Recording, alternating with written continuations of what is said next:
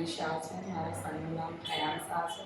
હું યુએસએથી આવી છું અને અમે ડૉક્ટર અર્થ અને ડૉક્ટર પ્રકૃતિ મેડમને કન્સલ્ટ કર્યા. સિટી ચાઇલ્ડ ડેવલપમેન્ટ સેન્ટરમાં મારા સનને ADHD સિમ્ટમ્સ હતો.